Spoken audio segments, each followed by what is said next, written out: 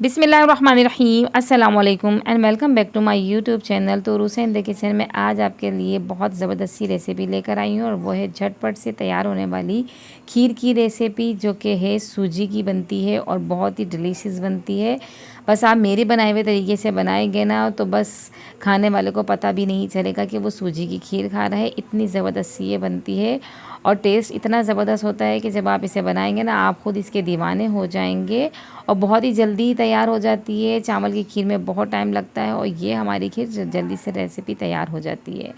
तो हमने आधा किलो दूध लिया है और दूध को हमने पकने के लिए रख दिया है। देखिए अब इसके अंदर बॉयल आ गया है, तो अब हम इसके अंदर डालेंगे सूजी। मैंने 3 खाने के चम्मच सूजी ली है, इसको अच्छे से छान लिया था। अच्छा, हमने इसको भूना नहीं है, ऐसे ही हम सूजी को डालेंगे। अगर हम भूनते हैं ना तो सूजी का फ्लेवर उभर के आ जाता है इसके अंदर, तो इसलिए आपने इसको तेल के अंदर या घी के अंदर जो भी भूनते हैं आपने वैसे नहीं भूनना है। आपने बस इसको ऐसे ही इसके अंदर कच्ची ही डालना है और थोड़ी देर तक इसको पकाना है, जब तक ये थोड़ी गाढ़ी होना शुरू हो जाए। देखिए अभी हमारी खीर गाढ़ी होना शुरू हो गई थी, तो अब इसके अंदर हमने चीनी डाल दी है। 4 खाने के चम्मच मैंने इसके अंदर चीनी डाली है। और मीठा जो है आप अपने टेस्ट के हिसाब से कर सकते हैं।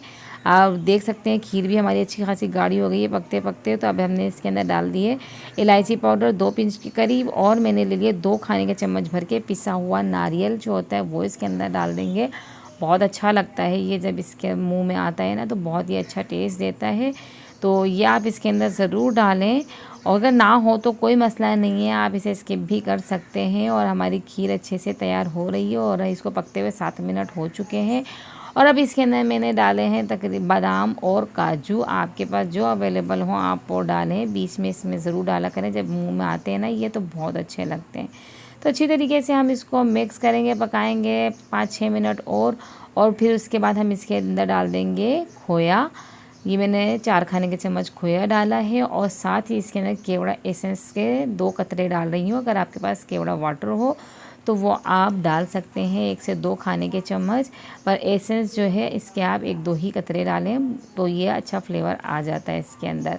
अब आप कंटिन्यू चमचा चलाते जाएं ताकि ये जो हमने इसके अंदर खोया डाला अच्छे से इसके अंदर मिक्स हो जाए, एक जान हो जाए ये। और हमारी खीर तकरीबन रेडी हो चुकी है। अब ये बिल्कुल तैयार है। अब आप इसे डिश आउट करें, बच्चे बहुत ज़्यादा शौक़ से खाएंगे और खाने में इतनी टेस्टी है ना कि जब आप इसे खाएंगे तो मानो आपको लगेगा कि आप खोया खा रहे हो।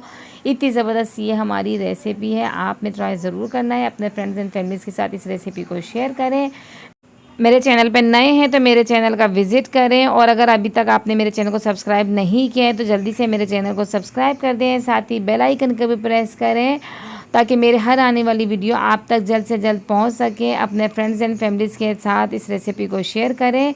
ऐसे ही मुझे सपोर्ट करते रहें, मेरी वीडियोस को देखते रहें, अपने दस्तरखानों को अच्छे अच्छे खानों से सजाते रहें, क्योंकि जब खाने अच्छे बनते हैं तो घर वाले भी खुश होते हैं। और दुआओं में मुझे याद रखें, और इसके साथ दीजिए इजाज़त। अल्लाह हाफ़िज़।